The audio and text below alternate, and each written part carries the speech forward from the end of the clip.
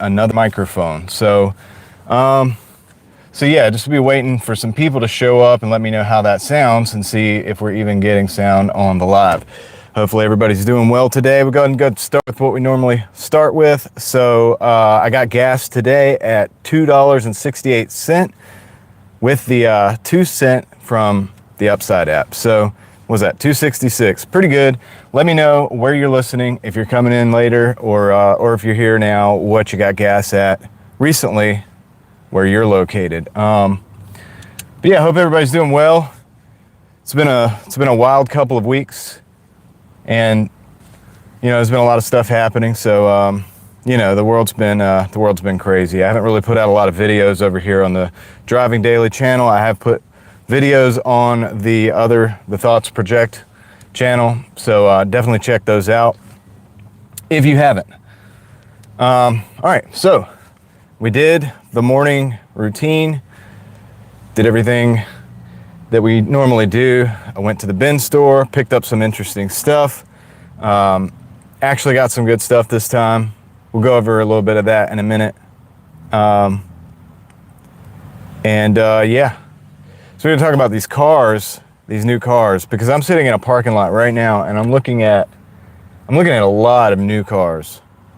I'm looking at a lot of new cars. Now, if you didn't watch it, I did a video on the price of new cars, and I also did another video on the average new car payment, which was shocking. Honestly, it shocked me, guys, that the average new car payment is $750. $750, the average new car payment. And that was wild. So the crazy thing to contrast that is, I was talking to a guy the other day, right? He's an older cat. He refinanced his house. So he's still paying on a house from a long time ago, right? But still, just put this into perspective. So he refinanced his house once, I think, maybe twice. His house payment is $560, under $600. This guy's house payment. I think he bought the house originally like $40,000. Obviously this was maybe 30, 40 years ago, I don't know, and refinanced it. So still making payments on it. Who knows how much he's actually paid for this house. But the fact that the house payment is $450, or no, I'm sorry, $560, whatever it was like under $600. It was less than the average car payment today. So he's buying a house, and people right now are buying a car. I just thought that was absolutely insane. And I saw a video the other day, and somebody was talking about the all of the cars that are that they see at the lines, lines for the meals and stuff to pick up meals. What's that called? Well, the food bank, and then there's church versions of that. And we have a local church that does that. We have obviously a few local churches that do that. And I see them all the time. And the lines are backed up with brand new cars. So these people are probably spending that's close to $750 a month on these car payments. And they're in the food line at the local church or the local food bank and getting help like that. And so it's very interesting. So I'm not mad at them for getting help with the food and stuff like that. But it's just interesting. It's like, there's so many cars available for $5,000, $6,000. You don't have to get into these payments. But the interesting thing is they make you get the payments. You kind of have to get the payments because you can't afford to buy the $5,000 car. So it's interesting. If you don't have enough money, you can't afford to buy the cheap car, the cheap option that's the more reliable and more sensible option. You know what I mean? So all right, let's see here. So I'm gonna test. I want to make sure that the audio is working because I've just been sitting here rambling. And we'll get back to the new car thing in just a minute. Yeah.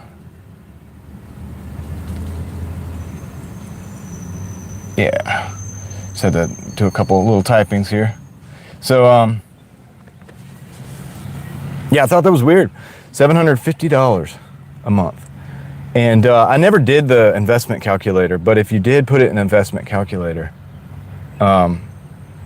it's interesting. I bet you that would be quite a bit of money after like It was 69 months that you get locked in for. 69 months of that. I don't know how much interest is paid.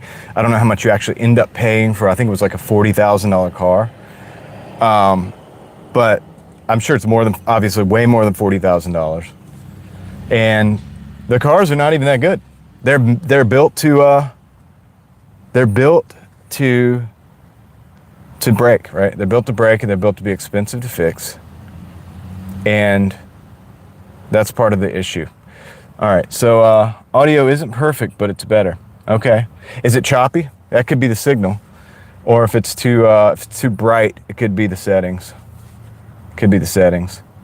So I'm using the Lark A1 microphone. It's kind of a budget microphone, but it's like a higher end budget. It's in the world of budget microphones, it's higher end than normal. So I'm using this and trying to improve my audio, trying to make the videos better. I'm doing this for my other channels, more just talking head all the time. I want to make those videos better. I would like to constantly be improving, but it really wasn't in the budget to buy a $200 DJI mic, right?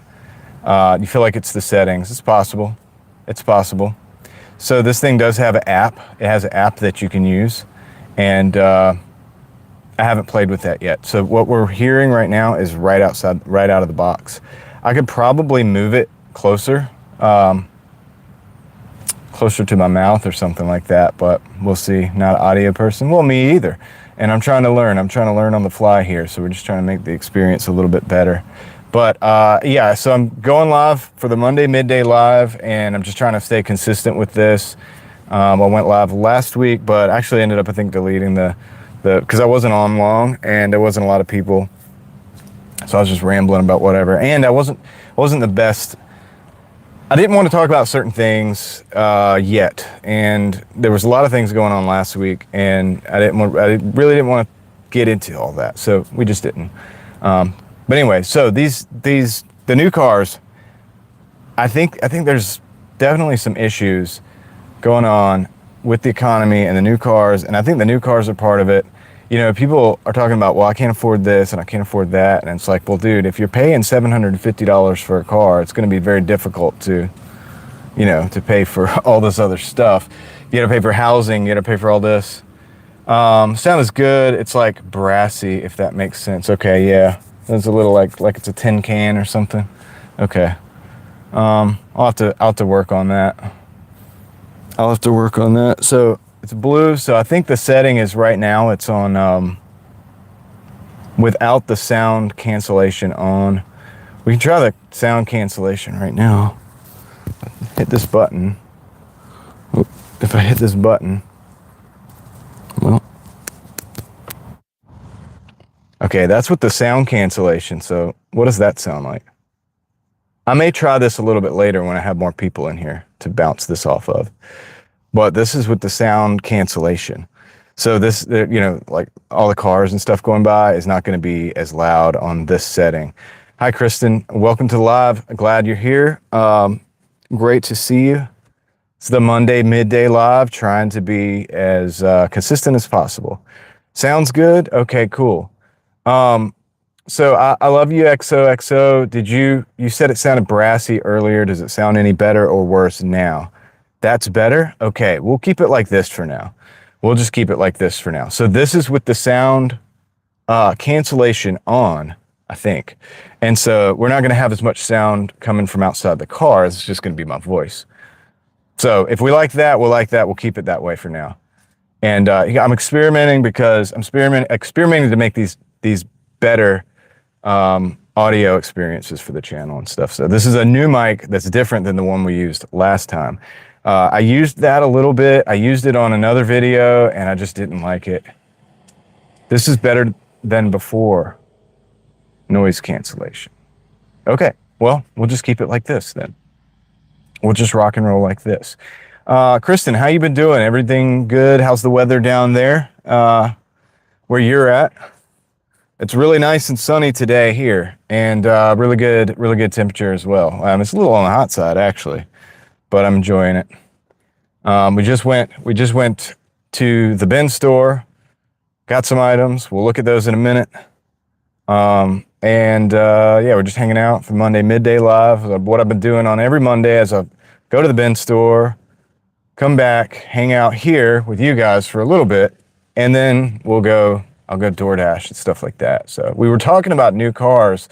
I don't know if you saw my last video, Kristen, but in the last video, I was talking about the price of new cars. Well, that was a couple videos ago, but then I actually looked up the average car payment. Apparently, it's $750, and $750 per month. And it's just wild. So when you go to Asheville, you hit up the bins. Do they have a lot of bin stores in Asheville? I should do that. I should go check that out. Yeah, 750, no joke. I looked it up. You can look it up and verify, but that's the average. And so I was looking at it and I was thinking about it because we have our churches in our area have the food banks and stuff like that kind of thing, maybe every week or whatever, and people can come get meals. And there's a lot of people in line for those, and it's almost always brand new cars. And I'm looking around right now, and I'm seeing a lot of brand new cars. So I'm seeing a lot of $750 payments on average right now. There's a lot of people out here doing this. And so there's one bin store in Asheville. Okay. Hey, that's awesome. I need to go check that out. So there's a couple bin stores here, and then there's a lot of them east of here, if you go about an hour and a half east of here. And then Asheville's maybe the same, but west of here. So, I need to go check that out. Plus, it'd be a good excuse to go up that way. But yeah, $750 a month car payment. It just blows my mind, man. And I'm probably going to be a broken record on that for a while because my goodness, dude, with everybody talking about inflation, all this stuff, it's like, but dude, if you're paying $750 a month, how, like, that's crazy. And I said it just a minute ago, Kristen, but it's funny because I know a guy, and I was talking to this guy the other day, and he refinanced his house from like 30 years ago or something, but his house payments are like under $600. So he's making a house payment, and a lot of people are making car payments. So just make of that what you will. A mortgage, yes. Yes, it's quite insane. But hey, that's what's going on out here. So I think a lot of this is, I don't know, man, bad decisions. I'm not saying, and the weird thing is, and I guess I was talking about this too, but the weird thing is like, it's better to go buy a $3,000 or $4,000 car, but nobody has $3,000 or $4,000 to go spend. So then they go to the dealer, and then they allow them to do the $40,000 car with those $700, $750 payments. So you end up buying car, instead of buying a car you can afford because you can't afford the cheap car. You end up buying the expensive car, the more expensive car, with the payments. Okay, in that video, I actually asked people to do it. I haven't done it yet, but to put $750, it was 69 months, put $750 into an investment calculator, and just do do the Dave Ramsey 7% average or whatever, and just see what that ends up coming out like. And I think it would be pretty good over 69 months. I think you do really well. I think you really would, and then you just have that moving forward, right? Even if you just stopped and you just had that moving forward, just let it compound, let the valuation compound, and let the interest compound. I think it'd blow people's minds what you could do with that. I don't invest anywhere near that, and it still makes a difference in my life, in my net worth and all this. And so it's just crazy. If I imagine having 750 just loose, that could just add to it. Man, I'd love to do that. Oh man. All right. So we've established that the sound is pretty decent. We have the noise cancellation on. Going to use it on that setting. Let's see. Yeah, with the green light, it's supposed to have the noise cancellation on. So these, I'm not advertising for these guys or anything. I'm just testing them out because it's kind of fairly cheap, but they come in this case, and the transmitter goes there, and the mics go on those sides, and it's pretty nice. You charge the case, and these are magnetic, and you just put them back in there, and they charge up automatically. So you just got to make sure the case is charged. Super cool. So like, you can charge them on this a couple times, and then you have to charge this. But I think that's pretty cool. Now, I'd rather see a USB-C on the actual microphone, but that would have probably taken more space. So they can make these small instead of the square type of mic. So anyway, hey guys, just trying to improve, just trying to get better, right? But appreciate you guys being here. 4 people here watching. That's what's up. Live streaming to not that many people. I'm trying to get used to this and build my live streaming muscles up so that the other channel, the Real Thoughts Project channel, a very kind of a serious, well, I would say serious. It has a mission. I want to be able to do a good job over there when I do start live streaming. And we've got 65 subscribers on that channel now, so I'm pretty happy about that. I mean, it's been about a month and 10 days or something since I posted the first video. So 65 subscribers, not too bad. I'm not advertising it. I'm not going all over with that channel and advertising and really doing all that crazy stuff. Just trying to let people trickle in and try to let people, get an idea of what it is and let the algorithm do its work. I truly believe the algorithm does work. There's a lot of conspiracy theories about the algorithm and how it works with YouTube, but I think it does work eventually, and people will find the videos who are supposed to find them. It just might take longer. But yeah, I mean, I'm getting pretty decent amount of views over there. Nothing crazy though. I mean, it's not like that's overnight success or anything like that, but working on it. It's kind of a free thinking type of channel. So if you're not subscribed, definitely go check it out. Real Thoughts Project. And I'm going to on the live streams, I'm going to advertise that a little bit more than I am anywhere else, because the live streams are you guys that actually come in to hang out, to talk, to listen, to chat and interact.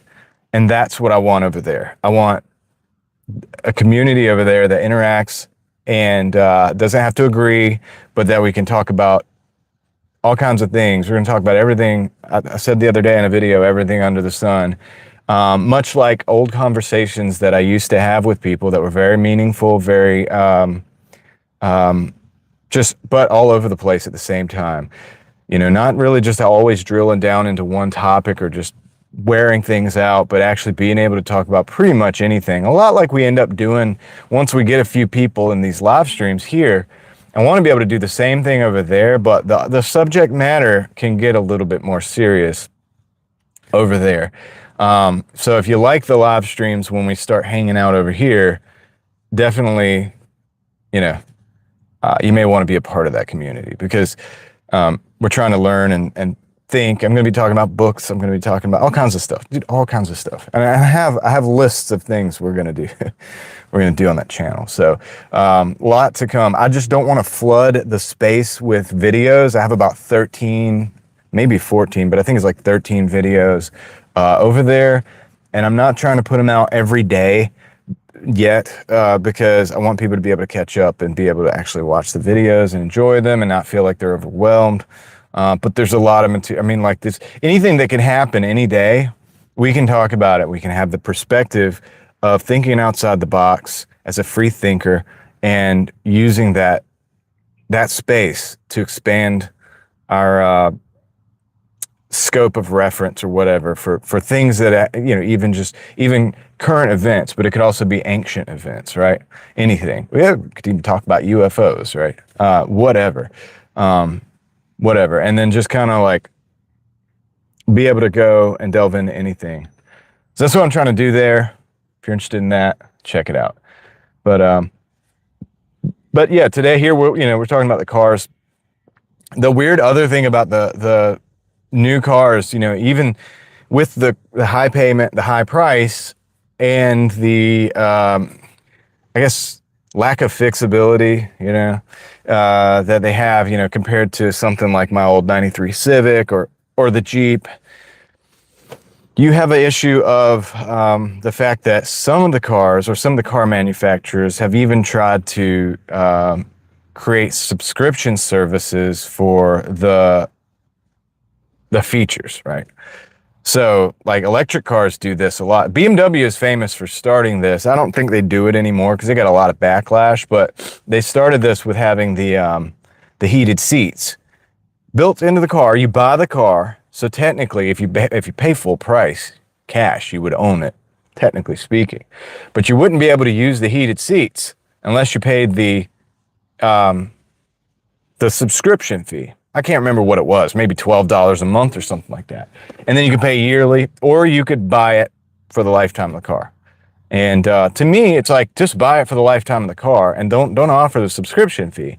That's crazy. So it brings up this huge question. Now BMW, I'm not sure if they still do that anymore or not, so I'm not trying to put that out there. High insurance, you're right. But some other companies have tried to do this, with like performance packages. This is easy to do with electric vehicles because a lot of the performance basis for the electric vehicles is all in the software and the programming. So you can inhibit the vehicle and make it slower, make it, for more efficiency, things like that. There's a lot of things you can do with the software. So what you can do is put some of that software behind a paywall. So like with things like Tesla, it would be something like, well, we'll make the car fat, we'll give you ludicrous mode or whatever. Or, but there's a lot of this stuff going on. And I think they're testing the waters to see what people will put up with, right?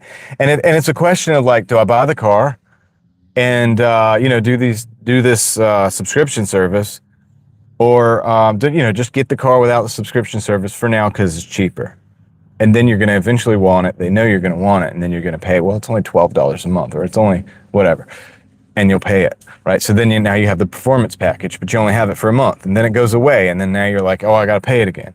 So subscription services for the performance packages on cars and things like that, we're going to be watching that pretty closely and see if it takes off and catches on, because that's terrible. Guys, that's terrible. It means that you buy a vehicle, you own a vehicle, but you're not able to legally access all of the features. It's just wild. How you doing, James Money? 615, welcome to the house. Hope you're doing well. Thank you for being here. We're talking about cars, talking about the price of cars, the car payments, and subscription services. And of course, the subscription service, it bleeds over into everything. And we've talked about this here before too, but when the subscription services, that would be a reason not to buy a specific car. That's correct. And I would say the best way to not have this happen to us in the future is to not buy those cars. Don't buy those cars and don't buy those products. Don't do the subscription service. You know what I mean? I feel like I got something in my eye, but I don't. I just checked. I just feel it. So, it's if any indication is, if you look back at Netflix, they used to have a lot more offerings, or at least higher quality offerings on Netflix. So you would get the subscription service, right? But then, like lately, what I do is I go and I look up a movie that I want to watch, and usually it's not on Netflix, right? So then you got to pay for this movie somewhere else. You got to pay for it somewhere else because it's not on Netflix. You pay for. It's not on Prime, which you already pay for. It's not on Disney or whatever, right? Like whatever subscription services that you might have at the time. And the movie is not on any of them. And maybe if it is, if it's on Prime or something, you got to pay for it. So it's $3.99 for the movie, $4.99 for the movie. Well, that's wild, And a lot of these movies you could find on DVD in a thrift store for $1. And now you own it. You could play it over and over and over again. You can give it to your friends. You can trade it. You can sell it.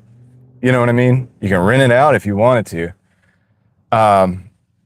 And you have ownership of it, which is why I kind of like physical media. Now, I buy and sell physical media all the time on eBay, but, and that's not the only reason I like it. I actually like it for myself. So I have my favorite movies on physical media, not all of them. I'm kind of looking to build that collection a little bit, though. It takes up space, but the problem with the streaming services is those monthly payments and the fact that they could take your favorite things away at any time. You're still paying for it, and then you got to go look for it somewhere else. And if you're relying on the digital, then you're going to be paying for that no matter what. You know what I mean? Whether you're renting it for $199 or you're buying it for $349. And then the question becomes, if you buy it, do you actually get to continue to access it forever, right? Because eventually the access to that thing is going to go away. They may take it off the catalog. So now that you've paid for something that you thought you owned, you thought you had some ownership of it, but it becomes inaccessible because it's no longer in their catalog. So they just keep the money. It's really messed up. So this is why I like physical media for things like movies, especially if it's a movie that you really like. It's an older classic movie.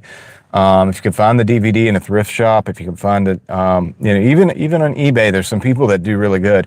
I'm not able to get my prices this low, but there's some people occasionally. I guess these are kind of lost leaders for those stores, but they're selling the DVDs for $4 or $5 or less. If you can do that, if you can achieve that, like, maybe do that and consider doing that so you have it and own it. And then if your friend wants to watch it, like I said, you can give it away, you can give it to your friend, you can pass it on, give it to your children, go to college with or whatever. College is another topic, right? College. So the college loans, very similar to the car loans that we were talking about. And I did a video about this on Real Thoughts project on that channel. But the college student loans, it's very interesting because they have these crazy interest rates. They have, obviously it's a lot of money up front, more than most cars, and depends on where you're going to college. The kids are young. I mean, we say kids, maybe they're adults, maybe they're 18, legally adults. I say kids because you get to a certain age, you just say kids, but they probably never bought a car before. And they probably never bought a car before. And they definitely never bought a house before, but they're taking this loan out. It's very similar. Back then, I mean, when I was graduated in 2007, so 2007, 8, you could buy a house for the price of some of these loans. It's like, why even go to college? Why not just buy a house? Why not just buy a house? Why are you going to, I mean, unless you're going to college for a specific purpose, right? To go to learn to be a doctor or an attorney, those typical things that everybody's like, well, you have to go to college for these things. And yes, you probably should. But a lot of people that took out those loans, they did not use those for the intended purpose, right? So the college loans thing it's just a whole rabbit hole, and I know people, I'm mid-30s, I know people that are my age and older that still haven't paid the loans off. They still haven't paid them off. So I fail to see the value in that. And a lot of those people are not using, the degree that they got in the place that, in the field that they got the degree in. You know what I mean? So it's even more interesting because now they're paying for the loan and they went and probably had to get another job in something else that they probably didn't even need the degree in. And I know a lot of people are probably very bitter about this, and it is what it is, and so this is another thing on top of that. So imagine you're paying the student loans and you're paying a $750 car payment. It's wild. And so then if you imagine investing all of that, you'd be rich. Like you would get rich if you could find the money to invest all that to begin with, or stop. Okay. Loans are created to never be able to pay off. Yeah. Kristen, I think you're right. Or stop going to school but still have the loans. Yes, and I think a lot of people did that too. Now, I stopped going to school before I even started because I started taking some community college courses because I thought, well, if I'm going to get a degree, the best way is to start with the community college because it's cheaper. You can actually afford it. Actually, you can pay cash for that. You can really just kind of pay cash for that. Work a second job or whatever, and you can get that done. But I thought about it and I was like, dude, this is money that I don't think I'm using this. Like, I don't think I'm going to use this. I didn't really like a lot of even in community college, which community college is not as bad as regular colleges. Now, I did live on a college campus, near a college campus for a long time. And I roomed with people who were in college, right? All my roommates were in this college. And I wasn't because I was that guy.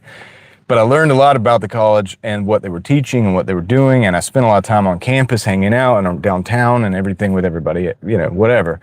And I kind of understand the what's going on down there. And a lot of it, most of it was just partying. Like a lot of people literally, all they did for the first 2 years was party. So you learn how to get drunk and do a number of other things. But you didn't learn much in class. Like they weren't learning much in class that was very special or what that you couldn't do by reading a book every week or something. You know what I mean? Just choose a book, read it, study it, choose another book, read it, study it, curate your own thing, kind of in an autodidactic way. You could probably teach yourself a lot of the stuff, not everything, but a lot of the stuff that they have going on in college. Yes, it's by design. Absolutely, I believe it is by design. And by the way, this is the type of discussion that we're having continually on Real Thoughts Project, by the way. So, but I'm having it here because I have a live stream. More people are going to come in. We're going to hang out. But I do, this discussion is going to be moving over there soon. And we're going to be doing a lot of stuff over here as well. But I'm willing to have the discussion because it's important. It's important to understand what's really going on. Certain elements have taken over, the institutions, the colleges and things like that. And so it's really more about influence. It's more about indoctrination, if you want to call it that, than anything else. And the fact that you have to pay for it pay for a loan, you get a loan and you have to pay that back forever. People will try to value that college degree. People will get angry if you were to say that it was useless or whatever. And some people have come to the realization that they feel like it was useless. And so they're very bitter about it. But others will say, they'll get angry about it as well, because you got to defend what you're paying for. If you paid all that money, and I'm not blaming anybody if they paid all that money, because I know people that have, and they've said, I've come to the realization that it wasn't worth it. Now, I also know people that have made use of it.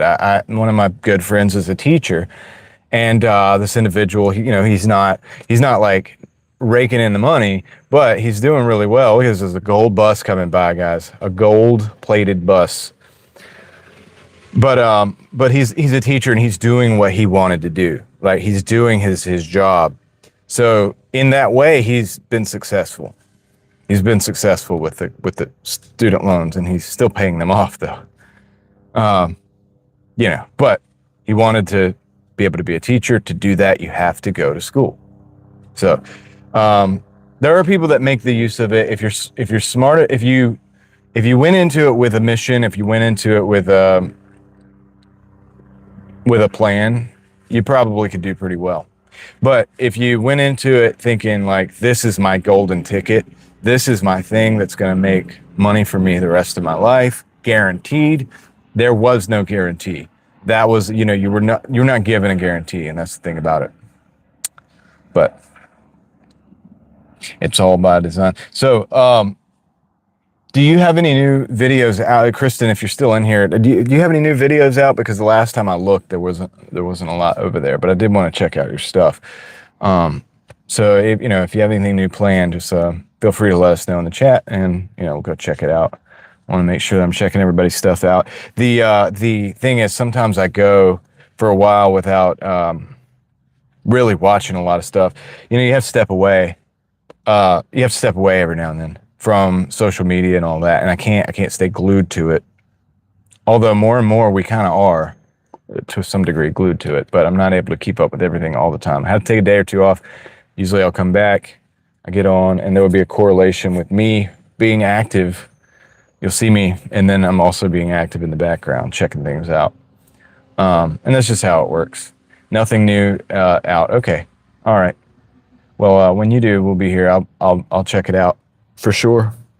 So I've been putting videos out at the rate of about 2 to 3 videos a week on the other channel. So I haven't been as active over here.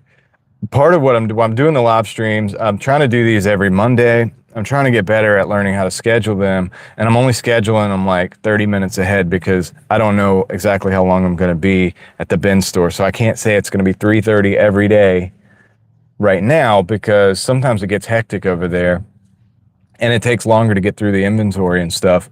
But I'm doing the best I can, and it does seem to be like around this time, around 3:30 to 4, or between 2 and 4 that I get started, and usually we're going like an hour, give or take. We're at the 35-minute mark right now, so I want to kind of try to keep that up, flexing the live stream muscles, and also keeping the channel alive, keeping the dream alive, guys.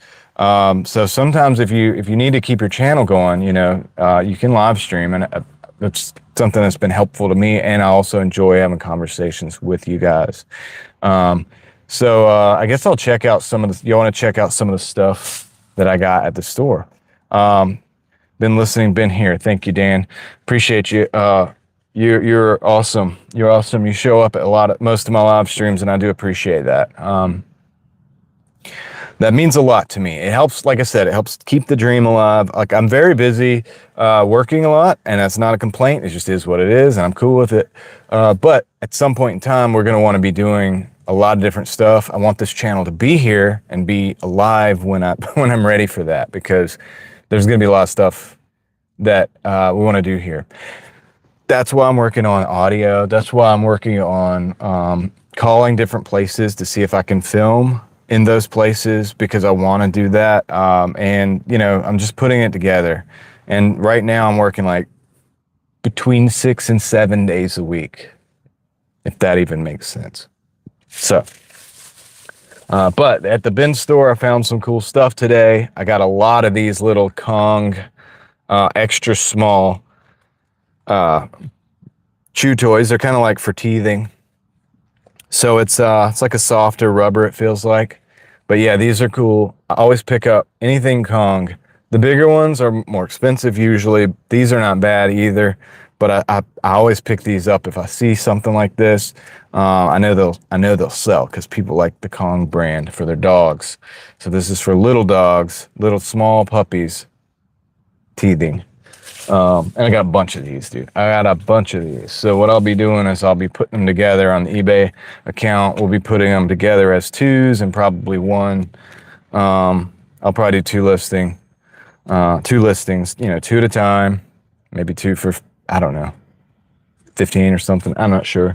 And then I'll be putting the other ones together, just singles, and then running those. I also got a 6-volt battery. Occasionally they have these. These are brand new 6-volt batteries.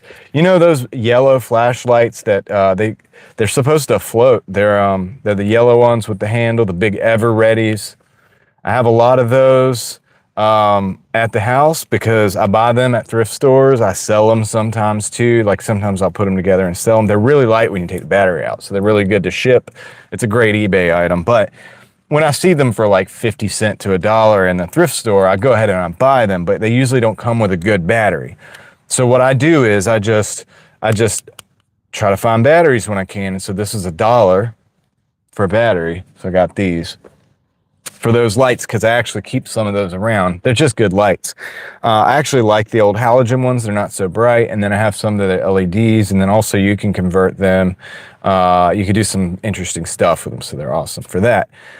Kong is good stuff. Yes, they're good for older dogs to keep them busy. Our dog only plays with toys that involve a treat. Yes, and so of course, as with most Kong items, you have the place where you can put the treat in there. So that's pretty cool. So, yeah. This is for little dogs, but I don't know if you have an older little dog. If you want some of these, let me know, Dan. I have a few of them, so I mean I could probably send a couple of them.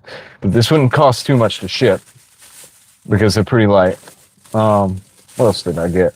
I didn't get anything else that's really worth. Oh, so I got these Aquasonic activated charcoal brush heads, right? And this is for the Black Series brushes, whatever. These type of things sell all day long. So when I picked up a few of these, I'll list them 2 at a time, or And if there's an odd one, I'll list it single. And the reason I'm saying this, guys, is you guys, if you ever want a side hustle, like if you have a bin store or you have a thrift store near you, this is the type of stuff, if you find it. Like I said, I got a ton of the Kong deals there. And so that's just a listing. You throw up the listing, it starts selling, and maybe it takes a little while, but once it gets traction, when you have multiples and you have sales already on the listing, they go pretty quick after that. So once it gets started, if your price is reasonable, of course. So if I make $5 every time I sell 2 of these, I'm happy with that. That's awesome. Also, they'll get a better deal than if they paid for them in the store. So another thing I picked up, this is a cool thing in my view. This is a cool thing. So these are these little, you can use these to hang things on. You can use these for a lot more than what they're just designed for, but it's a whole bag, heavy, of these, and they're hooks. They're the hooks. You can use these to hang. You could like screw this into wood. You could even put this, you could probably even put this in certain vehicles. You would have to probably use a different type of, they come with these screws here. So I could probably put some of these in the back of the Jeep, actually, because the ones that I have are broken, but I'd have to find some good metal and find a better way to fasten them. But, you know, these are awesome, and I got a ton of them. So super, super useful, like kind of hardware stuff. There's another thing that was kind of like that I got. What was it? Oh, yeah. So I like you know, mini bikes and go-karts and all kinds of stuff like that. And I don't even know, this is a 420 chain, so this is a pretty thick bit of chain here. 420 is like the heavy duty one for that stuff. But then here's a sprocket for it. So I'm just gonna stockpile this because I have several mini bikes. I have a couple go-karts at the shop, and I haven't had time to mess with any of that stuff. But just having extra chain and extra like little sprockets like this that I can play around with later, and maybe it can be useful, is always good. So for $1 for that, of course, I'm gonna pick that up. And so sometimes I don't hoard. I'm not a hoarder. I don't like to hoard. But even $1 for just the chain clip, you know, just to have a chain that connects, right, and that I can adjust the length of, that's money well spent, right? You're not going to find a chain for $1. You're not going to find a sprocket for $1. And this is a how many teeth is this? I don't know. I think it says 78. I don't know. It's a 14T chain flywheel, but that is a thick chain, so it's a 420, I think it is. And you know, this, what can I use this for? Well, anything that has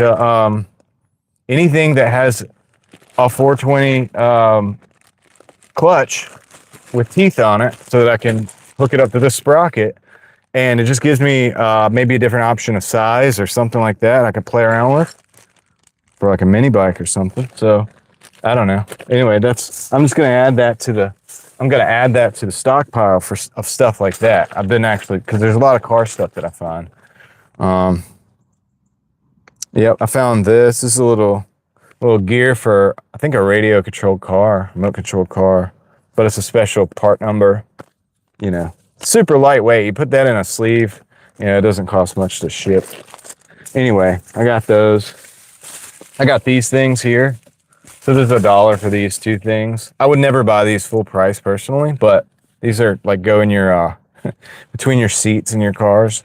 So I got those because I have a lot of older cars. So I'm going to see if it works for one of them. If not, you know, whatever, I'll just give them to somebody. But I think they probably will work for the Pontiac. Actually, is what I have in mind for them. And yeah, so that goes in between your seats. So you can like put your phone in there or something, so the stuff doesn't fall down between the seat. There's a couple other things in there. There's like some hair gel, Harry's hair gel, Harry's sculpting gel. I got a couple of these. Apparently they're a popular item. So anyway, things like that. This is why, because I buy stuff like that, this is why I'm shocked that people are spending things like $750 a month on cars. It's why I'm shocked that some of the new video games are as expensive as they are. And in a lot of cases, it's just a digital game. It's not even, you don't even get to hold the game. And even if you do get to hold the game, it's not complete. You have to download the rest of it. I'm really against all that stuff. I think that's a movement away from ownership. It's kind of like there's an agenda behind it, right? And it's by design. Your son would like the hair gel? Okay. I got 2 of them. So yeah, we'll figure it out. And then I got some supplements that I've been selling already, and so I'll just be able to just add those to existing listings. So fairly successful day, not big money, nothing crazy, but I'm pretty happy to have gotten what I got, because sometimes I go in there and there's nothing in there. But I'm happy to have gotten what I've got. So all right, we got 5 people watching. I appreciate you guys being here. Thank you for being here. If you just jumped in, don't mind, hit the like button. Dan, I've got to check out the latest one that you did. I saw, well, I don't know if it's actually come out yet, but I saw the notification for it. It's another train related one. So I'll be looking forward to checking that out later when I get around on the YouTubes to checking those things out. That one park the other day was pretty cool. I can't remember the name of it, but you did it. It was a park that, one of them, it had like these rides and stuff. And I was thinking to myself, man, what a waste. But then, and then the flower park was awesome. There was 2 different places. It was the one that had the flower garden. That was awesome. They did a really good job with that. But then the one with the rides, all those roller coasters or whatever, that was crazy. Came out on Friday. It's a longer one. That might be why I haven't watched it, because I want to be able to sit down and watch the whole thing. And so I don't want to just, you know what I mean, just jump in and jump out. That's not good for you, and it's not. I get nothing out of it either. So I have to find time to watch that one. But yeah, the one with the roller coasters was wild, because it's like, dude, they're just not using it. Now, I don't know your area. Maybe just the people aren't there, but I think a lot of it is like the people don't go out anymore, or like, I don't know. You know what I mean? If it was around here, I'd be concerned, like maybe they're worried about crime or things like that. But it just seems like to me, you got roller coasters there, you got all this stuff. Use it, you know what I mean? You could have vendors out there, you could have like food trucks out there, and just have them line up, and you'd have a little fair like every week. On the weekend, I would imagine it would just be like, if you were younger, if like you're a kid or something, it'd be a great place to take girl on a date, right? You just go hang out, get some funnel cakes or something, right? So what I heard, they could not staff the park, and that's crazy too. It's like, dude, maybe they weren't paying enough. There's that. It's like, maybe they need to pay a little bit more, right? What's a couple extra dollars? Like, if you're only going to have somebody there for, say, 6 to 8 hours in the park, my thing is, if you're paying 10 and you can't get anybody, it's like, I'm not one of those people that's like, people should pay a living wage, because certain jobs are not made to live on.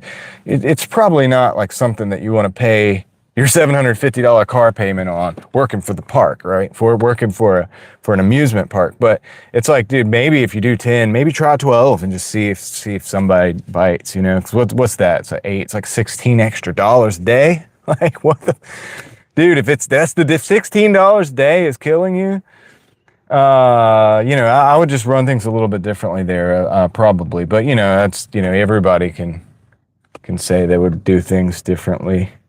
That's what we think, but are young people into that thing? I don't know, That's the other thing. Do people really care? Here's the thing, man. The youth, I hear people complaining all the time about, as I spend a lot of times in the circles. I have different algorithms, by the way. I have different channels. They all try to come together eventually, but I always try to keep the algorithms separate. And I have some that are geared towards, I am aware that there is a lot of doomer information coming from like Gen Z specifically. And then there's Gen Alpha that's coming up now. They're the kids now, but they're going to be coming up. and they feel like they have nobody to hang out with, that they're lonely, all this stuff. And I'm like, man, you know, and I'm not blaming them specifically, but it's like, dude, if you're on the phone all the time, when you're young, I mean, when we're older, I don't have friends like I used to. I just don't.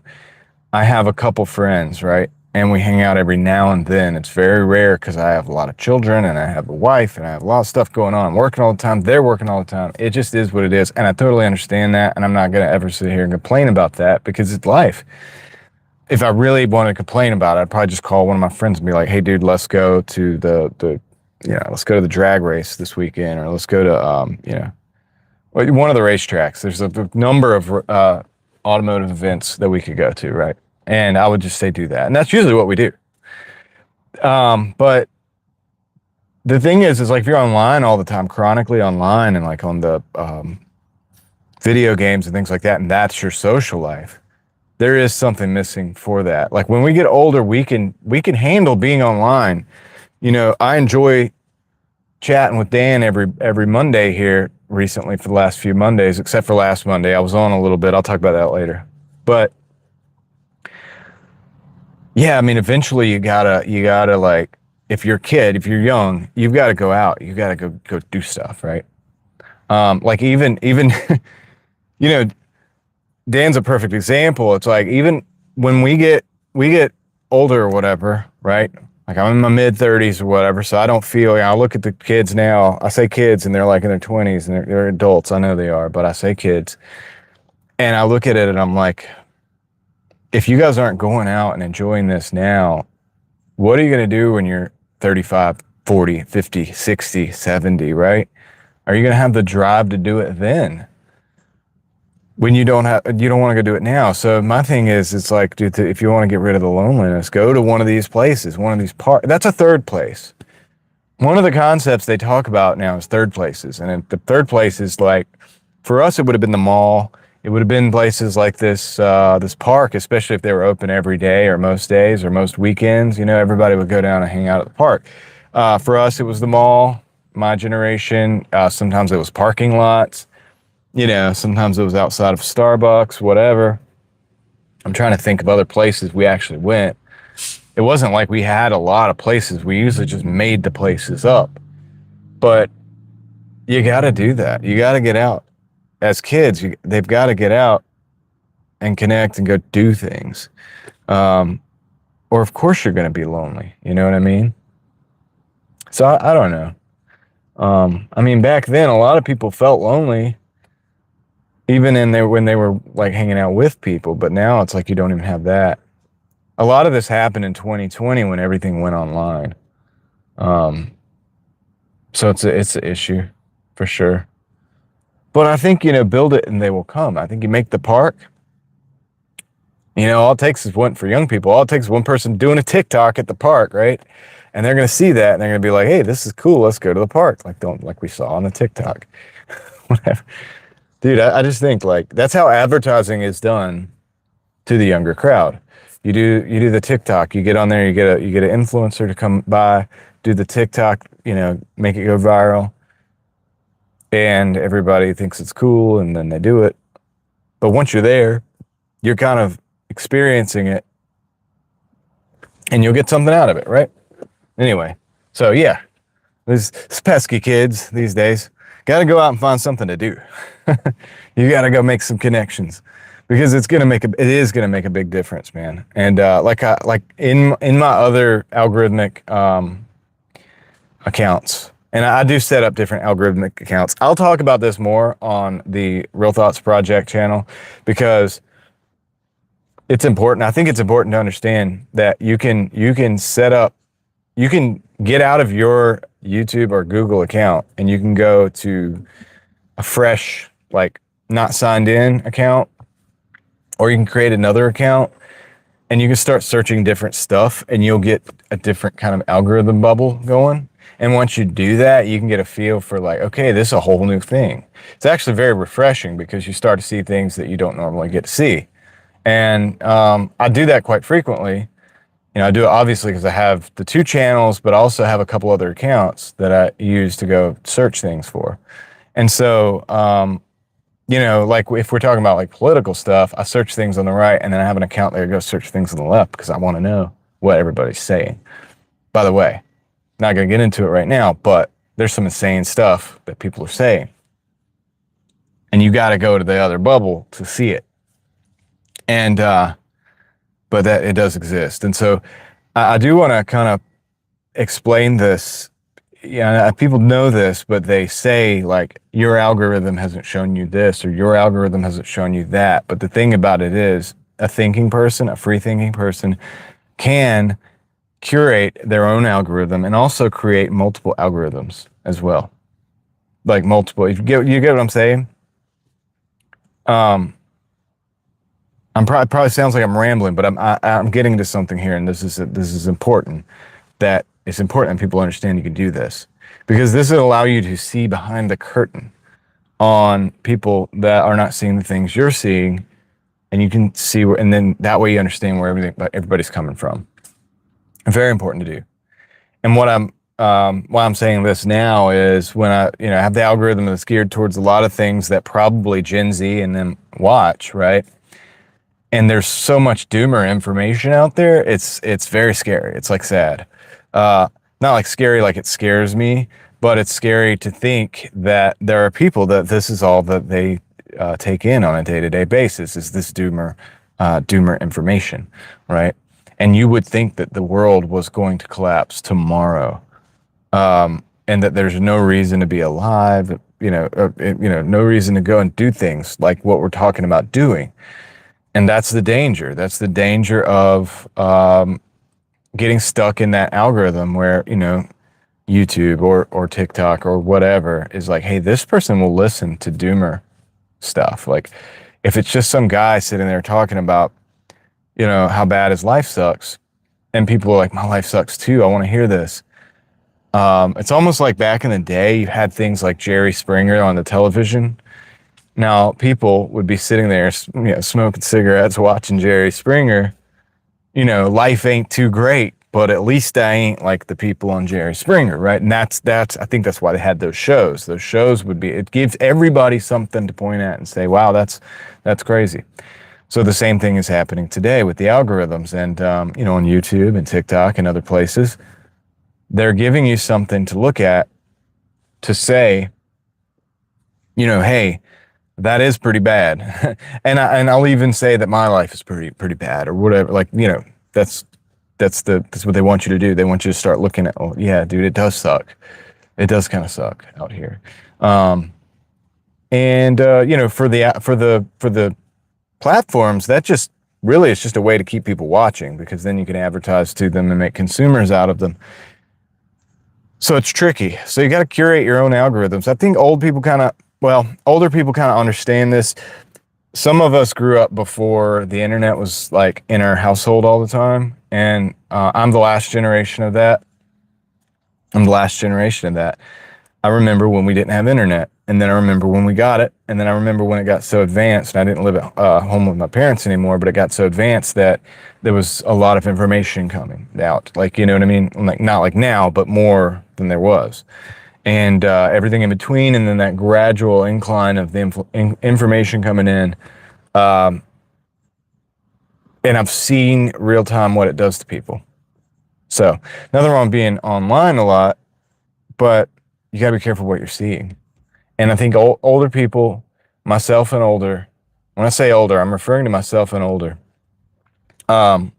We understand some of this stuff because we saw before it. And so we kind of realize when we're being roped into this. But dude, imagine growing up and this is all that you know. And this is where a lot of people are at. So they don't know about not having internet. They've heard about it. It's like a story that somebody tells you. You're still kidding. I appreciate that, Dan. I'm really just being nice to everybody that's older than me. No, I'm just playing. I am. I guess I feel like a kid. I feel like I am. But you get what I'm saying, right? I have the experience of not having the internet. I have the experience of what it's like to not have that in my house. Like you have that experience, you've had that experience for longer than I did, but I do remember what it was like. And I've seen the difference. I've seen the change in people. And so it's yeah, it's interesting, man. It's gotten people down. And you know, I guess they're making their $750 car payments. Or they're not buying a car because why buy a car? Because they're so expensive, right? And this is you know, this is why I like to say, like, you can buy, you know, especially if you're a guy, learn how to use the internet to learn how to work on cars a little bit and go buy yourself $1,000, $2,000 car, especially when you're young, when you don't have a family, you don't have all this stuff to take care of. You can do it. You go buy $1,000 car and you can work on it. You fix it up. You can drive it. You know what I mean? Do it with your friends. And that's something you can do a lot. That's something that I did a lot with my friends, you know, work on cars. Everybody had a piece of crap car and we all fixed them and worked on them and tried to make them the best that we could make them. What's up, Fever Dream Animation? How you doing? Welcome to the live stream. I gotta look at that chat real quick. No one knows how old anyone is anymore. What does that mean? No one knows how old anyone is anymore.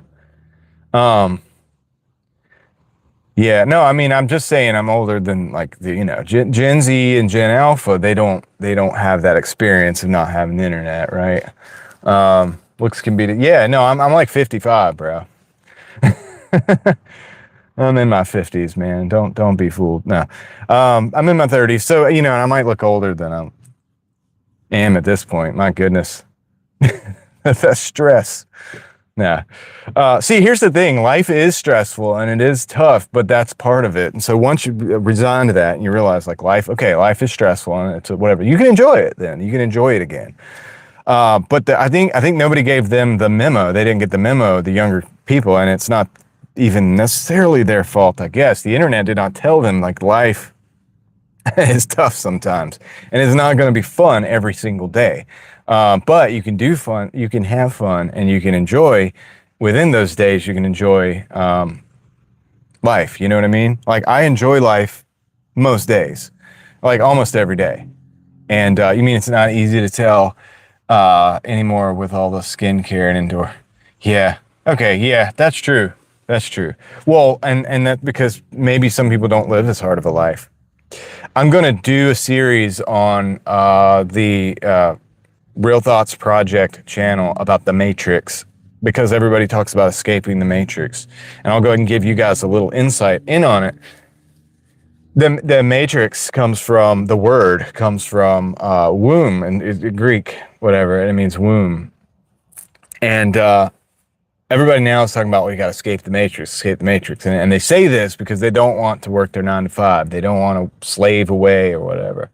But the truth is if you escape the Matrix, if you escape the womb, that's a comfortable, warm, safe place where you don't have to really worry about things, right? Even in the movie The Matrix, it was kind of like that. People were plugged into this thing, but in their realities, they were happy enough. Maybe they had enough stuff going on that they were just kind of preoccupied. They never even thought about escaping. They were happy to be there. But the thing about escaping that is now you come out into the world where you have resistance, you have hardships, you have real life can be tough. And so that whole escaping the Matrix thing is kind of backwards nowadays because people are like, oh, I'm gonna escape the Matrix. Well, what are you gonna do when you escape the Matrix? You know what I mean? What do you think you're gonna do? You come into the real world and you're gonna realize that it's not all I always get this wrong. Sunshine and rainbows and butterflies, whatever. You get what I'm saying? Which is fine because that allows you to, in contrast, really enjoy when things are rainbows and butterflies or whatever. You get what I'm saying? You enjoy that more. You enjoy sunny days because of the rainy days, even though I like rainy days because I'm weird. It's the contrast that makes life better. Without it, you would be just as miserable as you are thinking that you're trapped in the Matrix of your 9 to 5 or whatever the system has you doing or whatever. But yeah, there's a system, like there's an overarching control grid, like whatever. I believe all that is a human, it's human made, and it's easy to see that it's happening. That's just people trying to control people, but that's not the Matrix, right? But anyway, I will probably elaborate over on the other channel on that stuff, because that's the kind of stuff we talk about over there. It could be 29 or 39, can't tell, except for maybe for the attitude. Yeah, well, the attitude, yeah, it's interesting. Maybe you could tell with the attitude. Yeah, I mean, look, I did the Gen Z stare video, and so some people think that like the Gen Z stare is not just Gen Z, by the way. It is mostly because they grew up in that. They grew up with the phone, in the phone. But I took a delivery to somebody the other day, rainbows and butterflies. I took a delivery to somebody the other day. Okay. And this person was probably in their 50s. I would say they were in their 50s, right? And they opened the door. It was a hand it to them delivery. It was a pizza delivery. So it was like a traditional, like I used to do back in the day when I was a pizza delivery guy. You just go up to the door. Hey, how you doing? Here you go. All right. Thank you. Have a good day. This guy didn't say a word. He came out, kind of like stared at me. And I'm being polite, you know. I'm like, hey, how's it going? Didn't answer. All right, there you go. Have a good day. Didn't answer, just staring at me. Closed the door and went back in his little cave. So it's not just Gen Z, you know, some people have, and I don't know, you know, maybe he just had some bad stuff going on. Maybe he can't speak, you know, but people that can't speak, a lot of times they're very communicative anyway, right? Like they're going to communicate with you just because they don't have their vocal cords don't work properly or whatever. They're still going to communicate in some way, shape or form. This guy was not communicating. This guy was coming out and doing the bare minimum it took to get, he was doing the bare minimum it took to get the pizza. What were they mute? I just said, so if they were mute, like a lot of people, I've encountered people that are mute, obviously, and when they can communicate many times in different ways, because 90% of communication is nonverbal. But I wasn't getting any of the nonverbal cues from this guy whatsoever, and that's what I'm trying to say. He was just dead, like dead eyes, right? Like just coming to get his pizza, doing the bare minimum, you know, and maybe he just thinks I'm like a silly peasant and it's just not worth me, you know, talking to me or whatever. But I mean, he wasn't in a house of somebody that could even call somebody else a peasant, right? Like ironic or like unironically. So, you know, you get what I'm saying? So he was checked out. Whatever was going on, he was checked out. Now, you know, like I said, there could be things going on behind the scenes. He was an NPC. Yeah, he was NPCing it up. And I was trying to break the code, right? Like to go ahead and just talk to him and like break the ice or whatever. And just like I do with people, because that's how I am. I don't talk to everybody. Of course, I see some people I know that, you know, hey, this person just doesn't want people to talk to him. I can pick up on those cues because they're nonverbal, communicative cues, right? So yeah, this guy, he was just checked out. He was an NPC. Yeah. And I think people are, and this is the argument I made on my other channel, when I made a video called Doomer. What did I say? The Doomer mindset is creating NPC consumers. And the reason I said that is because a lot of people that watch the Doomer stuff, they're, you know, and they're talking about escaping the Matrix, right?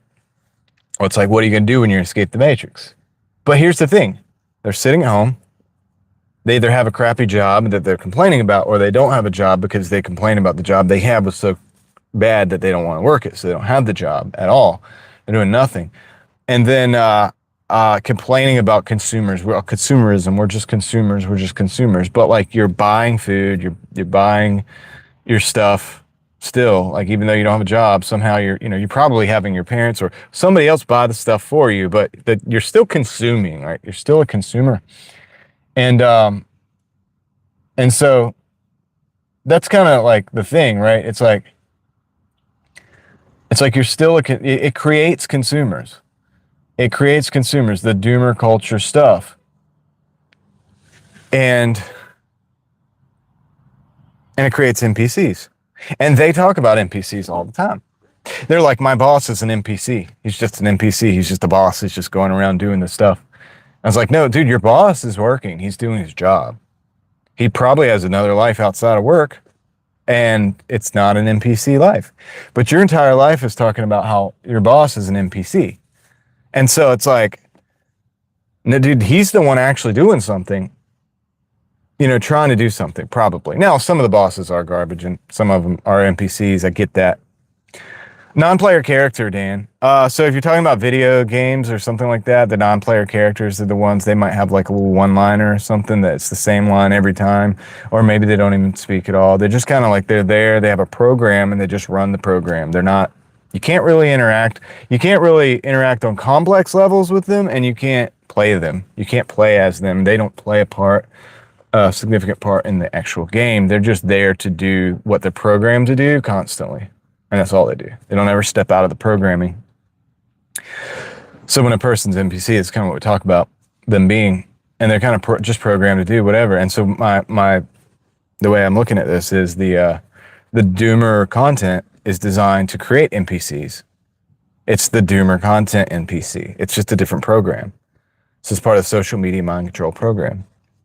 Yeah. So that's kind of what I believe about that. I mean, that's what I'm seeing with it. It's not even what I believe. I just kind of see it, you know what I mean? And even at the work. And so, yeah, so a lot of people will see this as the Gen Z stare or whatever, but I see it also in other generations, and it's because that person is probably programmed with one of these various it's not even like there's somebody just saying we're going to create this list of programs. I think it's a natural, in a lot of ways, it's a natural progression of the internet, and just the way it works is kind of, some parts of it are kind of degenerate.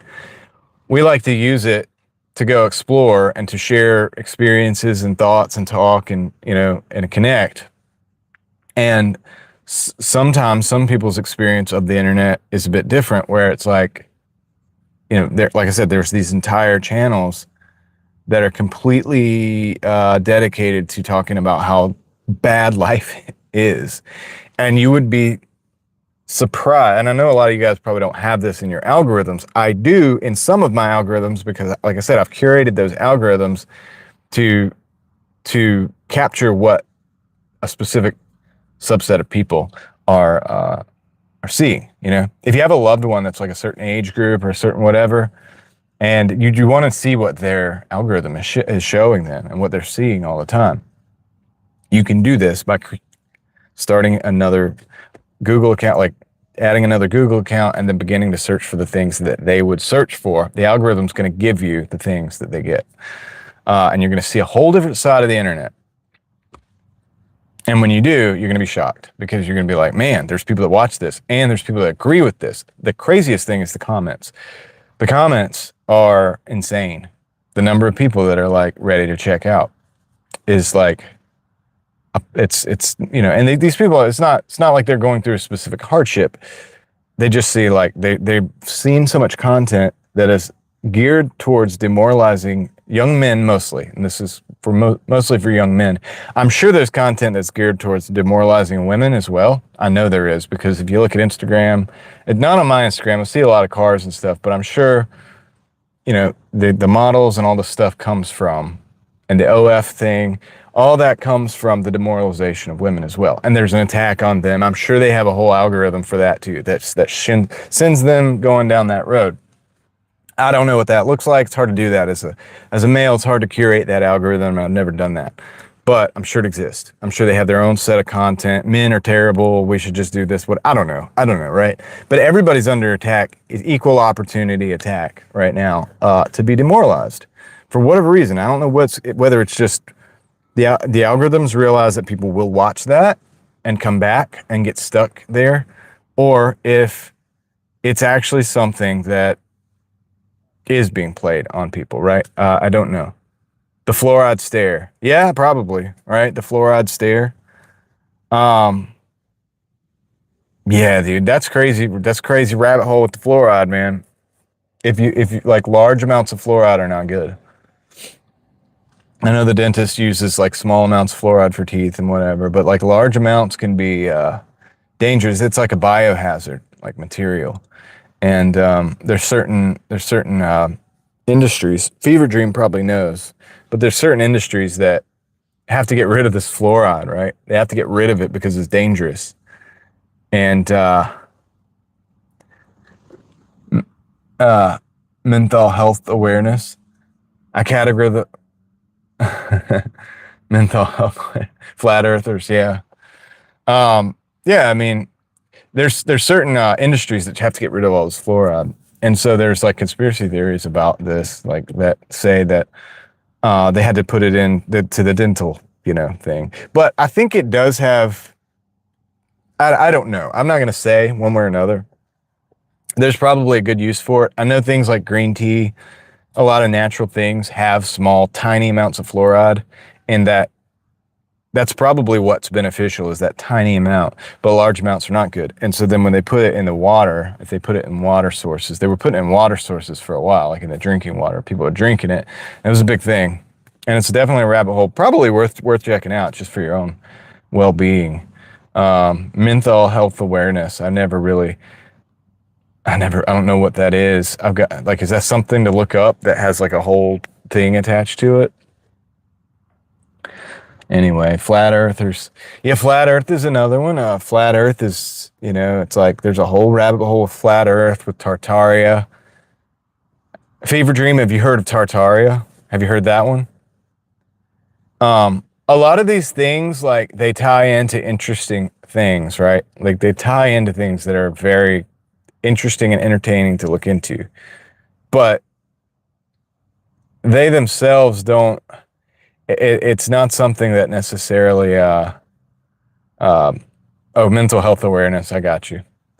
It's not something that necessarily, like, the actual full theory doesn't really make sense.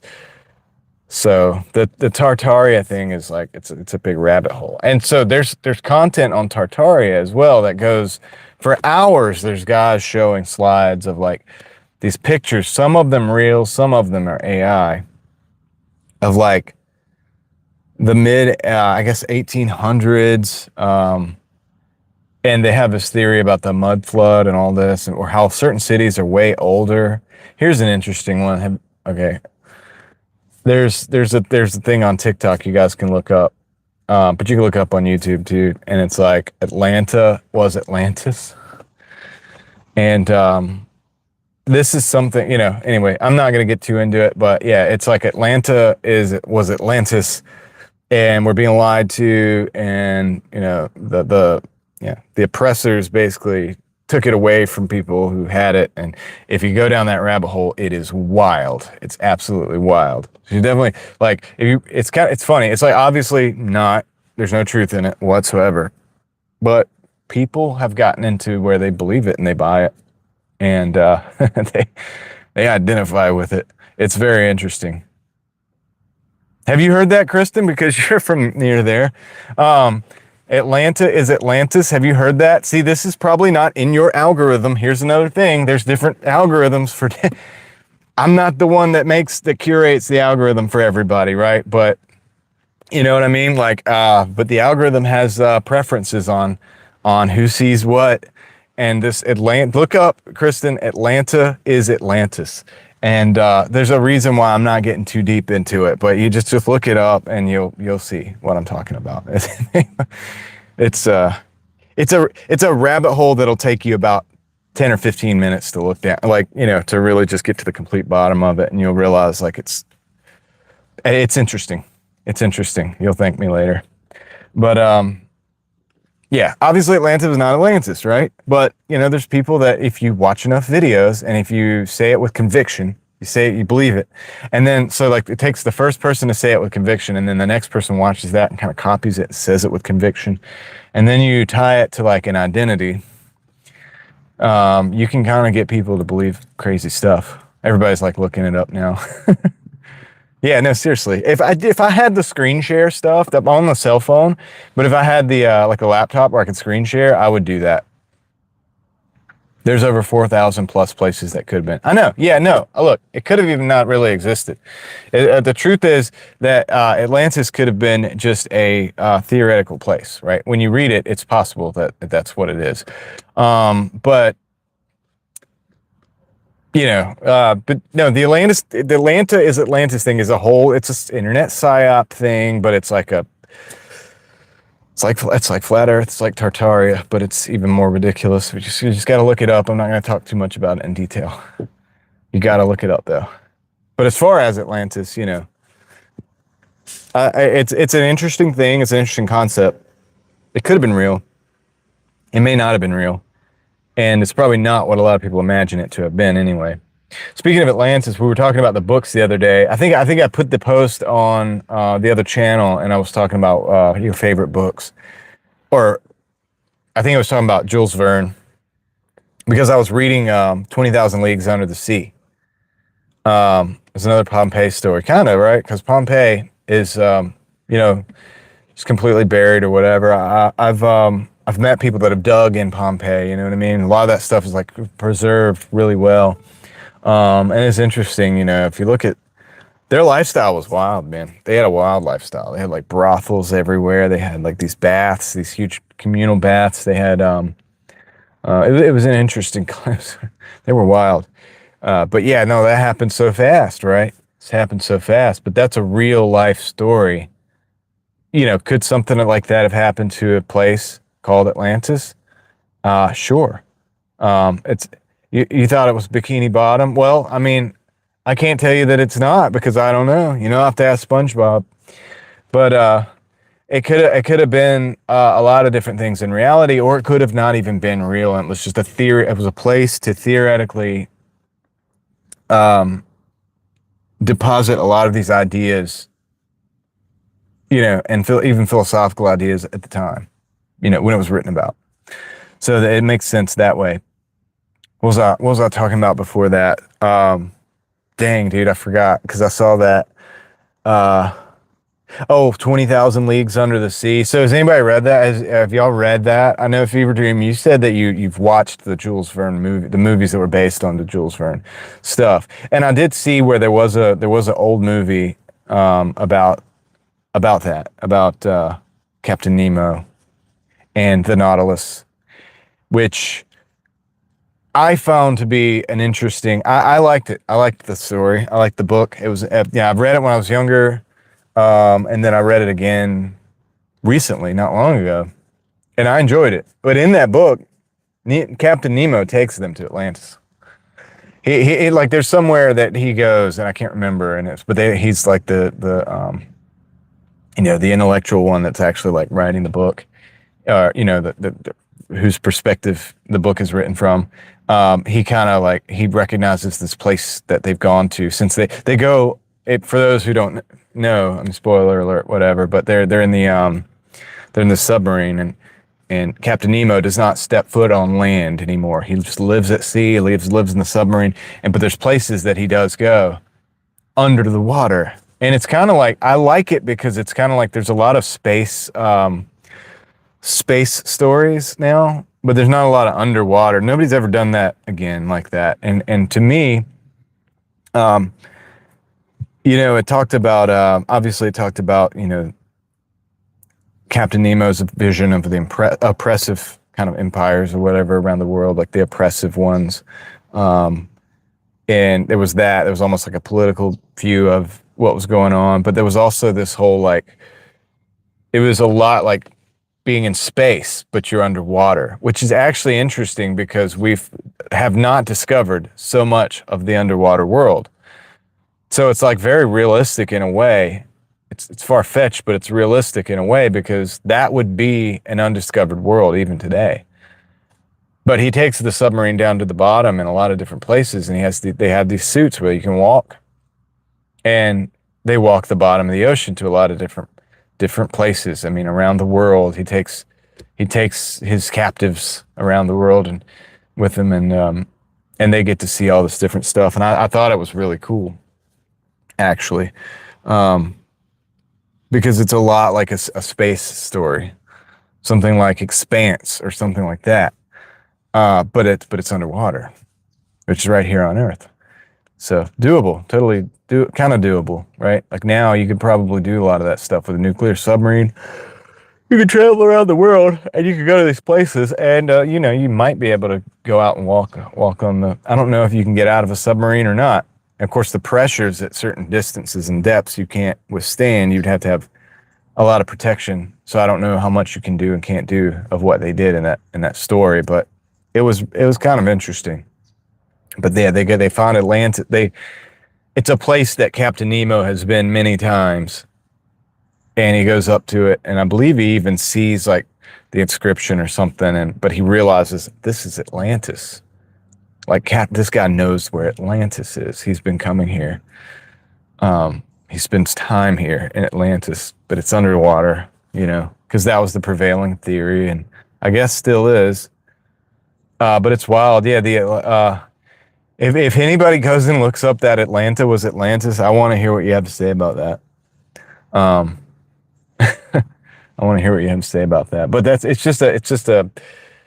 Some people are very gullible, and the internet, dude. I've studied conspiracies on the internet for a long time, and it's important to not initially believe anything that you hear just because it sounds good. It's just a lot of stuff. There's been so much stuff. There's been so much over the years, and a lot of it could be true. But a lot of it's not, right? So.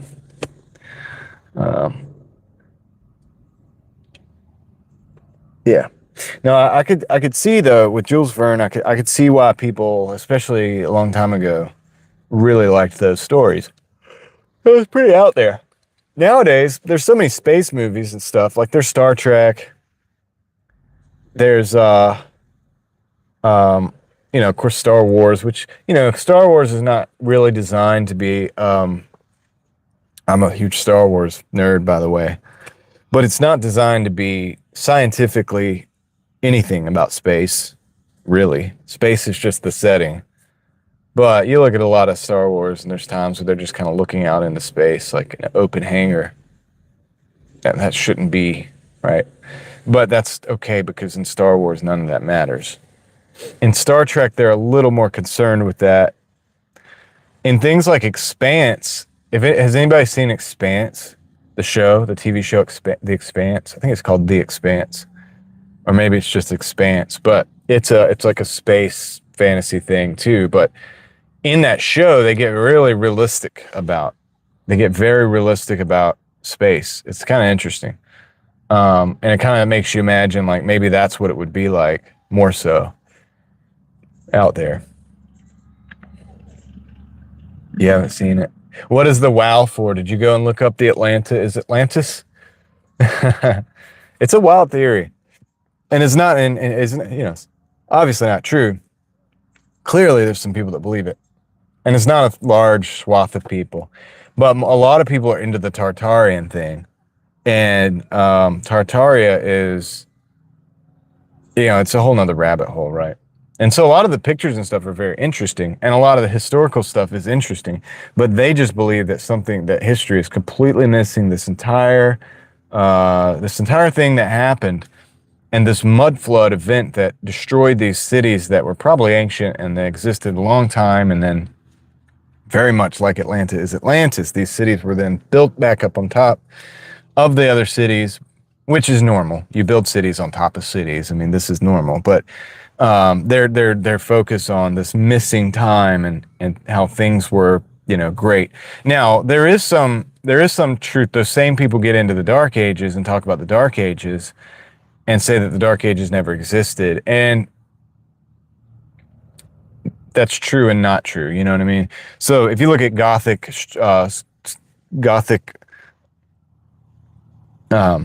architecture, it's amazing, right? So that happened, I guess, a lot of that occurred during that time. And they say there's like a whole period of time that was missing. I don't think there is, you know what I mean? I don't think you could prove that, but yeah, Gothic architecture is crazy. Also in the Muslim world, there was a lot of different things going on that was not going on in the just the traditional European world at the time. So yeah, there's multiple realities that are going on at the same time, because there's like the world was a big place at that back then, and you got different cultures doing different things. Some are reaching their pinnacle. Some are recovering from things like the plague and all these other bad things that had happened. So yeah, I mean, to call it the Dark Ages, debatable. But to say that there's 1,000 years missing, I don't know about that. That'd be kind of hard to cover up. You know what I mean? That'd be really hard to cover up. But that goes hand in hand with the Tartarian stuff. The same people kind of promote both these ideas, and I don't really buy it. You know what I mean? There's some that I kind of like. I have to kind of entertain. Like, did we land on the moon? Really? Like, in the chat, let me know if you think we actually landed on the moon or if we did not. I want to hear. Well, I got maybe 3 or 4 people here chatting with me. Do you believe we actually landed on the moon? I want to see where you guys are at on this. Let me know in the chat what you think. Did we land on the moon or not? Or do you think we did, or do you think we did not land on the moon? Let me know what you think. You believe it. So Dan believes it. What about everybody else? Do you guys think that we landed on the moon, or do you believe that we actually did the moon landing, or that we did not do the moon landing? Hi, Jody. How you doing? Oh, you're making dinner. That's what's up. What's for dinner? You guys always make me hungry making dinner, man. And I haven't eaten a lot. If you're still here, do you believe that we landed on the moon or not? And then go make dinner. If you heard that, and then go make your dinner. You think yes, but you think the video was faked? I don't know. I'll entertain both ideas. I think it's possible. They probably go all the time. Okay. All right. Okay. So that's an interesting theory from Fever Dream that they did go to the moon. Can I say we as humans? I don't know. But like whoever was going on back then, they did go to the moon, but the video was faked. That's interesting theory. It's possible. Jody, do you think that we went to the moon or did not go to the moon? Just curious. Like, was the moon landing real or was the moon landing fake? I'm not saying one way or another. I'm just curious where you don't think so. Okay. So no, we did not go, in your opinion. All right. So we got to know, we got to maybe kinda, we got to, yes, we went, but the video is faked, and we got to, yes, we believe it. See, people are all over. And here's why. Because we have no way of actually knowing. we have no way of really knowing the truth of this, right? So I'm not going to say we didn't go. I can't say with conviction that we did go because I don't have any real proof of it. The video is kind of shady. It's like kind of doesn't look real. But then again, do we have the technology? Like, we should have the technology if we have satellites. You know what I mean? I watched Starlink. You guys should, dude, I freaked out one day. I watched Starlink, one of the early launches when Starlink was launched, and I was freaking out, guys. I'm not even going to lie to you because I didn't know what it was. I had to go look it up, found out Starlink, chilled out a little bit.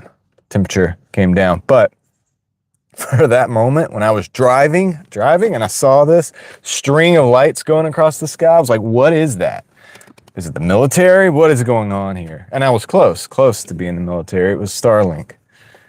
If you haven't seen a Starlink launch in person, it's pretty wild, you know, and if you grew up when those things didn't really happen like that all the time, and nothing like Starlink happened, then, you know, you might would have been like me and just been like, hey, dude, what is that? I had to look it up. I was like, dude, this is something. What is it? And I looked it up and I found out it was Starlink. But it's crazy. Now, if you took that back and you put that in the 50s or 60s, you know, they'd say, well, it's the government probably come out and say it's gray aliens or something. I don't know, right? My point being is there's certain subjects that we don't know. And if you're not in certain, I guess, positions or jobs, like, how would you know? Even if you're an astronaut, how would you actually know for sure unless you are one of the people that goes?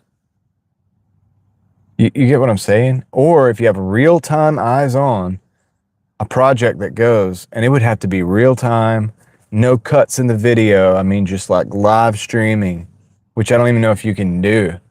Theoretically, you should be able to do. You'd have to have a receiver on every part of the earth. But I mean, technically, couldn't you just bounce that off of Starlink or something? And like, I think we should probably be able to figure that out, right? But I don't know. So nobody knows if we went to the moon. Like, nobody really knows. Dan believes it. And that's okay. Because that position is not any more radical than not believing it. And it's not even any more radical to say that I don't know, or that it's possible that they went and that they faked that video. Now, why would they fake the video? You know, maybe because they couldn't get real video. Maybe, I don't know. I don't know. Maybe, and here's the thing. It's possible they probably go all the time. That's possible that they go all the time. And we're just not allowed to know about it because what are they doing up there? Military secrets, right? And maybe it's like security. Did people know what was going on the other side of the world when people in Europe were coming over here to America? If you'd ask people in Europe about America in the 1400s, I wonder what they would actually say was going on. I'm just curious about that. That'd be very similar, right, to going to the moon. Well, maybe it is. We don't know. But maybe that's similar to going to the moon because Europeans were not really, I mean, a lot of people eventually started coming at the end of the 1400s. But before that, it was a big trip. It was a big deal to come to this continent in America, North America. So it's interesting. I would wonder what the average person, this is why old books are important. You know, guys, I could probably get that answer. We just need to read books from that time. We need to read some accounts from that time and we would get our answer. Like, I don't know because I'm not well enough versed in that, but maybe that's something I'll add to my list because that's an interesting concept to me, is what people in Europe thought about America before there were ships going back and forth all the time. So go back to the 1300s, go back to the 1200s, right? And just see what people thought at that time.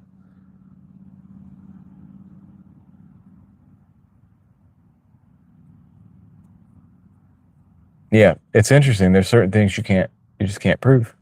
Now, the Earth being round, I think it's provable because you have the Coriolis effect. You have, which you have a lot of pilots, have come, that it's kind of common knowledge that the Earth is round. And I mean, if you're a pilot and you fly from the East Coast to the West Coast or whatever, you would have to know that, right? You would have to know that. But your elevation could stay the same, but you would have to be constantly adjusting, right? So I'm pretty sure that you can prove the Earth is round. I don't think the Earth is flat. I understand why people question it, because if you're not in a field that uses the science that has shown the Earth to be round, it seems like nonsense. But in the end of the day, it's, it could be, I think it's provable though, right? We talk about like snipers and stuff like that shoot like a mile out, like a high caliber, right? Like 50 calibers and stuff like that. And they shoot, like talking about shooting a mile out and stuff like that. I think that you have to incorporate some of these things. I could be wrong. That might just be the movies, but I'm pretty sure you have to incorporate maybe the rotation of the Earth it is, and possibly the curvature, maybe. At a mile, I don't know if you have to really, but when we're talking about things that you want to hit within inches, and you're talking about a mile distance, I'm pretty sure you have to take those things into consideration. Yeah, I could be wrong. I'm not a long-range sniper. I don't do that, so I don't know. But I've seen in movies where they have to do that, so I don't, we should talk to somebody and see. But I'm pretty sure you can prove the Earth is not flat. So there's that. But I understand the questioning. I understand questioning. You know what I mean? I personally question everything. All right, so let's see where we're at. We're at the hour and 39 minute mark. We've been hanging out for an hour and 39 minutes. I appreciate all of y'all hanging out with me. It's keeping the channel alive, keeping the dream alive. I appreciate it. I want to keep it going because there are some things that I do want to do on this channel. It needs to still be here when I get around to it. But first, the work has to be done. The bills have to be paid. Blah, blah, blah. I've been focusing a lot of time on the Real Thoughts Project channel because I want to get a really good, firm foundation over there. Not everybody's going to like it, but I want a good, firm foundation on that channel. A lot of things we're talking about here, just even these things we're talking about, are things we can delve into over there. And I'll give myself time to actually do research before we delve into them in most cases. Sometimes we might just kind of do the stream of consciousness thing, but because that channel is set up for that. It's set up for me to just get in the car or get in. I would love to have a studio, but I don't have anything set up right now, but get into place and do this, just stream of consciousness about certain things. And so that's useful. It's been helpful to me already. And I've already researched a lot of stuff just based on videos that I've already done that I'd like to revisit. We'll be able to revisit them in the live stream, but I'd like those live streams to be a little bit more structured than these, if that makes sense. I want to bring a good deal of value to those. And not that I'm not trying to bring value to these live streams. I am, but a lot of it on the Monday, especially the Monday midday live, we're just hanging out, talking about whatever you guys want to talk about too. Same thing over there. So hopefully some of you guys will be able to catch those lives, but I'm not ready to start those quite yet. I'm going to try to kind of develop a structure for that, a little bit of a structure. I don't want it to be too structured, but it's a learning thing, right? And we may talk about current events over there as well. I've already talked about some current events over there, like the things that have happened in the last week, whatever. I did get on last week. I was only on for a couple minutes. A couple of you guys stopped by. I deleted the stream or whatever because it wasn't that long. It was like a 15-minute stream. We didn't do much. I just hung out, but I appreciate all of you guys that did stop by. That means a lot. This is awesome. It's keeping the channel going, and it's helping me practice and build my live stream muscles so that we can do something really serious in the future. Because there's a mission. There's a mission behind it all, right? If you look at my playlist over there on Real Thoughts Project, I have to add a couple videos to that playlist, but my main playlist is called Free Your Mind. That's what it's called. It's called that for a reason. So there's a lot of things we're doing. So anybody that's in here, by the way, got more people than I did in the very beginning. How does the microphone sound? This is the Lark A1 wireless mic. I am testing it out today. This is the first video that I've done it on, that I've used it for. But I'm definitely trying to see if it sounds good. I'm running it with the sound cancellation right now. So I could run it with a broader spectrum sound. You'd be hearing more stuff that's going on around me. This, you're probably just hearing the voice. This is right out of the box. It does have different settings. And for those of you who weren't here earlier, it has, this is how it comes. This is a different microphone than I was using last week, guys. The sound cancellation on that microphone was really making my voice sound weird, I thought. So I wanted to upgrade. This is a little bit of an upgrade. I didn't have the $250 to get a DJI. Or I would have done it, but this is how it comes. You put the transmitter, which is on my phone right now, in here. It comes with two mics. They're magnetic. They have a little magnetic piece, so you can put it anywhere on your shirt. So if you think this sounds decent and you need a mic for your setup, this is something to consider. You could still walk around with the phone. You just have this thing hanging off the side of it. But, it's going to be usable. You just bought one too? Jody, that's what's up. Which one did you get? I'm just curious. What kind of mic did you get? So this is called the Hollyland Lark A1. If you like the sound of it, I haven't heard it. I haven't heard me through this mic on YouTube yet because I haven't done any videos with it yet. I'll probably be I may be using this on the other channel to do the talking head videos. Cheap version of the Rode. Okay. I'll look forward to seeing that. I had to do it. Even if this doesn't sound the greatest right now, it's a lot better than that phone. The Samsung S25 just sounds like garbage. So hopefully this is an improvement. I'd like to do even more improvements as time goes on. I think I got this for 40, maybe it was $40. It was on sale on Amazon. I should have put a link in the description for you guys so you can see it. Comes highly reviewed and highly, like, people like it. I played around with it a little bit, but there's an app that goes with it that you can improve it even further. Yours was 40 also. Okay, cool. Does yours come with a cool case?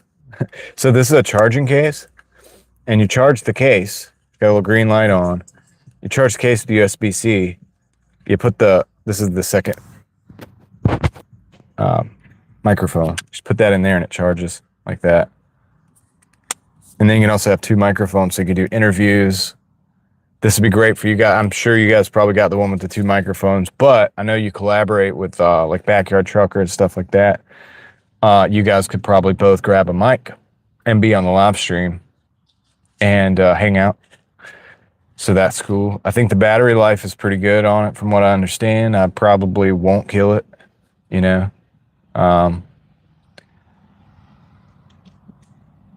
So yeah, that's where I'm at here with this.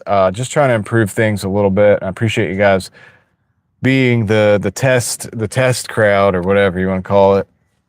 Doing a lot of testing on this channel. I'm using this channel to test because, you know, the future. Dan says I'm still young, so maybe I've got a lot of work yet to do on YouTube, right? I am thinking about creating a channel for things that we check out. Like I said, I'm kind of a nerd. I told you guys that. Now you all know I like my knives. I like flashlights. I actually think I might be doing a video here. I'll probably do it on Driving Daily with my EDC flashlights. They're just the cheap little Amazon EDC flashlights. I'll show you guys that. I'll probably do a video on that soon. They're just so cheap, dude, that it's like silly not to. And like everybody should have a flashlight, should always be carrying one on you. You never know when it's going to get dark. You never know when you're going to be out late and it's going to be dark. And then if you're like me, if you DoorDash and stuff, you're walking up driveways and stuff. A lot of times people don't leave the lights on. So when they don't leave the lights on, you're just walking in the dark. If it's snake season, that's not a good thing. But always you just want to know what you're stepping on and whatnot. So yeah, I like flashlights. I like knives. I also, you know, I have still some Star Wars stuff from when I was a kid. Now a lot of that's going to go to my children probably, but you know, I have some cool stuff. And as my children get things too, we can review them and check them out. I want another channel to do most of that stuff on. I'll still do the knives and the flashlights over here because it's already a well-known thing that I like knives and flashlights. But I'll probably move a lot of that stuff over to a new channel. It'll just be me looking at the different stuff because I find stuff in thrift stores and whatever.